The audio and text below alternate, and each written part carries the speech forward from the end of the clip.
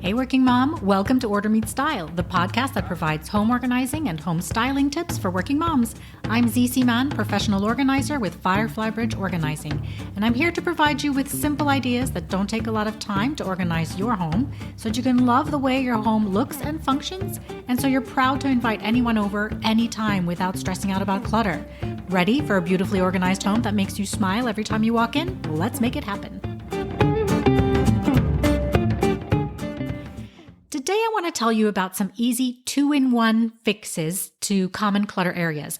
These are solutions that not only will organize those spots instantly, but they'll also elevate the aesthetics of your home. So 2-in-1, organize and style. And these fixes don't have to cost a lot of money either. In fact, for some of these, you probably already have what you need in your house somewhere. So let's jump in. Okay, the first clutter-prone area is the kitchen counter. You've probably heard me say it before, but the primary thing that makes your kitchen counter feel cluttered are all the small appliances on it. It's the toaster, the blender, the stand mixer, what else? The air fryer, a coffee machine, the kettle, a juicer. And the simple solution here is to hide as many of these things as possible. Now, I know you're going to tell me, but Zenit, I use my coffee machine daily. And anyway, I can't put it away because it has a tank for water and a connection for the milk frother and all of that. Okay, of course, you have to do what you have to do. And so if you do use something daily, I get it. It should stay out. But if you're not using your toaster daily or your Vitamix, think about putting them away into a cabinet. We have a toaster oven here. Somewhere in time, I was convinced that I needed a toaster oven, even though I have a regular oven in my house. I'm not sure where that idea came up.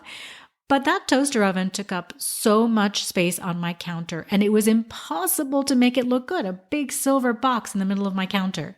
So one day I made space in my corner cabinet. You know those, the ones that have the turntables in there that you pull out.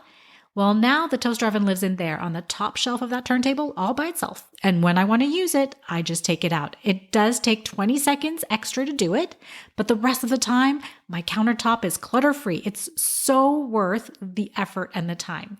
And if you've never thought about this before, or if you've gotten used to seeing your counters with a row of appliances lined up on it, try it. Let me know what you think when there is less visual clutter and actually more space for food prep on your counters. And style-wise, well, your counters and your backsplash should be the center stage, not a kitchen gadget, unless it's maybe highly sculptural in some way. You know, if you see those beautiful aesthetic kitchens in design magazines, on websites, on design shows, things like that, you know why they're so pleasing to look at? It's because they put away all the junk that they don't use all the time. Okay, but what if it's not the small appliances that's making it cluttered? What if you put away the appliances you don't use every day and you only display the one or two that you do use, but you still have stuff on the counter that's making it feel cluttered, like salt and pepper mills, olive oil, and the other oils that you use every day, or bottles of supplements or medications that you want to leave out so you or your family members will remember to take them. Well, a simple fix for making those things not look like clutter because they're, lined up all over your kitchen countertop is to find a pleasing tray or something like it to gather up all of those individual bottles and display them together in a group. Think of like a round wooden cutting board or something else that visually fits into your kitchen style, something you love. My guess is you already have something you can use in another cabinet or closet in your home, so take a look around and see what you can find that you can use there. We've used smallish Lazy Susan turntables that were made of wood or metal on kitchen countertops, and it looks great. It instantly clears up space on your countertop when you don't have these little things all over the counter, and it keeps it all organized together. Remember that having some clear space on your counters is visually calmer, and hey, it'll make you feel calmer too, right? So go for it. Definitely worth a try. The 2-in-1 fix is a small tray or a cutting board that you like to gather up all the individual little containers that you have on your kitchen counter. So let's move on to the next hot spot of clutter, your bathroom counters. Think about what's on there, right? You started off with a bottle of hand soap And now it's exploded to the hand soap, a cup for your toothbrush and toothpaste, your skincare creams, face washes and makeup, perfumes, candles, mouthwash, probably a fake plant there somewhere. See, what happens on bathroom counters is that there's no limit. That's step 2 of my Clear 5 method for organizing. L is for limit. Your bathroom counter is like this vast plane of open space, and it's broken up only by your sinks. And so all the junk, all the cosmetics and skincare, it just spreads out all over. First along the backsplash, right next to the wall, right? And then when that space is taken, it spreads forward, and pretty soon you can barely see the countertop. And the way to instantly make a big difference here in the bathroom is to set a limit. So just like in the kitchen, gather things up together and display them on or in something that's aesthetically pleasing to you. Now, ideally, you would put some of these things away, and a top drawer is really good. But then think about what you have in your house that can help you to contain these things. Again, a tray would work well, a shallow basket maybe, containing things on your bathroom counter so that you can see clear space on the countertop makes an immediate impact to the look and feel of the space.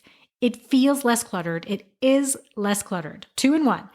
It's also going to be easier to clean that countertop because you don't have to move makeup containers and things one by one, right?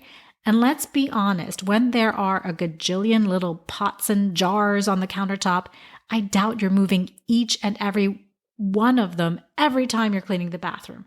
I actually don't think that even most housekeepers or cleaning ladies are moving each of them individually, right? If I'm wrong, I apologize to your housekeeper, okay?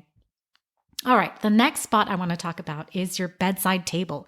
Here's what I often see. We walk into a client's bedroom and the bedside table is covered with things like books, tissue boxes, keys, medications, lots and lots of charging cords, wallets, handbags, little bags of things that are meant to be returned to a store, mail, forms to fill out for school, jewelry, flashlights, mugs and drinking glasses, and of course, a lamp. Now, how many of those did you just count on your own bedside table?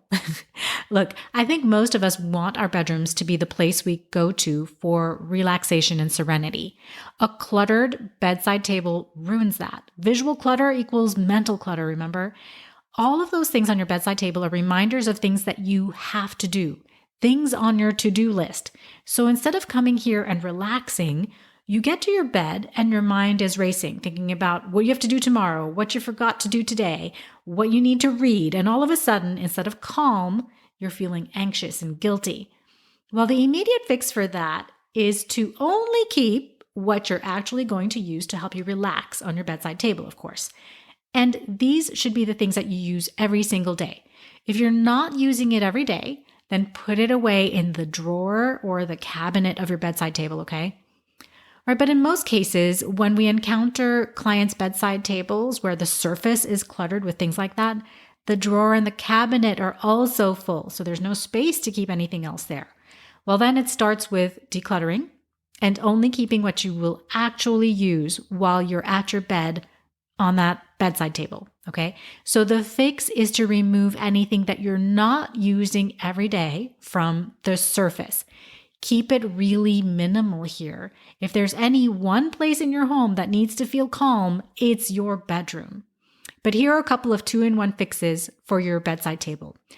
First is to use a charging station that can charge multiple devices if you charge those on your bedside table, and the majority of people do. So get something that's visually pleasing to you and can charge your phone, your AirPods, your watch, all of those things at the same time, along with a stand that can hold your iPad if that's something that you charge here. Now, a lot of these charging stations are black in color, and if that's not the look you want, go online and look for other colors. There are plenty made of wood. There are colors. It's available. Another 2-in-1 fix for you here, if you keep your daily jewelry on your nightstand, is a little jewelry tray to gather it up together. Again, this is the jewelry that you would be wearing every single day only. Not the earrings you wore last weekend and you're going to wear again next weekend, but things like your wedding ring can go here, or the little chain that you wear on a daily basis can go here. And I'm sure you've got a small dish or cute bowl that you can use somewhere in your house. You don't have to go out and buy something labeled jewelry tray.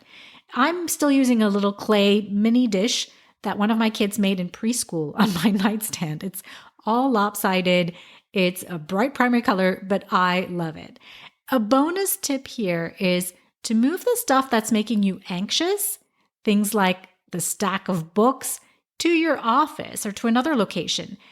Bills that you have to pay can go to your office, or you can even keep them in your handbag as a reminder to pay them during the day. The stack of books often will make people feel like they're failing to read as much as they would want. So try keeping only one book here and see if you pick it up more often, because it's only one. Sometimes just having too many choices makes us feel overwhelmed and guilty, so we end up not reading at all. So take 5 minutes and put away things that belong in your closet, or things that belong in the kitchen, or things that can go on the bookshelf or in your office. Add a little tray or dish if you keep tiny things on the bedside table, and add a charging station. Otherwise, be minimalist here. It's going to make an immediate difference. Another spot that is a clutter catcher, and really, it's not a single spot, but many.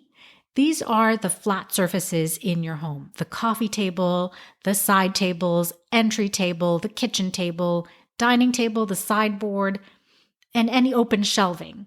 There's an experiment that I tried. I put one piece of junk mail on my dining room table one day, and I left it there for about 4 days to see if it would attract other junk or clutter. And yep, it sure did. All of a sudden, there was a small stack of folded clothes there that were meant to be put away, but it just kind of got interrupted right here. And a couple of Amazon boxes ended up here, just odds and ends. And truth be told, I put something down there too without even thinking about it. I only realized later when I finally put everything away. You can try this at your house too and see what happens. But really, don't waste your time. Avoid it. Tell your family to just put stuff away, because as soon as you put something down, one thing down on a flat surface, it will attract other things there. Now, take a look around. Does every flat surface or open shelf in your house have something on it? Why? What is its purpose? Is it ugly? Seriously, is it ugly? Or do you love having it there? If you have a vase of flowers on a table, its purpose is to inspire and beautify, which is great. Picture frames on your sideboard are memories that you want to keep and share. Fine. Coffee table books are part of your decor. Those are all great. But what about the PS5 console that stares you in the face every time you sit down in the family room? I look around my house and I see ugly stuff everywhere too. Like right now, I'm seeing the dog towel folded up on the open shelf near the back door. Okay, it's necessary, it's utilitarian, I get it. But I can certainly slap a pretty basket there and toss a towel into it so I don't see that folded up towel. It's not a pretty towel or anything. Because it bothers me, I would do that. If it doesn't bother you or anyone else in your family, then fine. You're good. You can leave it. My point is, if your ugly stuff bothers you, look for closed storage to put it in. The game console controllers, put them in a bin inside the cabinet. The huge plastic toys that are all the, garish primary colors, put them inside a closet, or pull your sofa away from the wall and create a play space between the sofa and the wall. And on spaces like sideboards and entry tables and coffee and end tables, a little tray again is immediately helpful to contain all the knickknacks and make sense of all the little decorations that you want to display, or even picture frames on a tray. Or a small stack of your coffee table books is a great base to place 2 or 3 things together, like candles or small vases.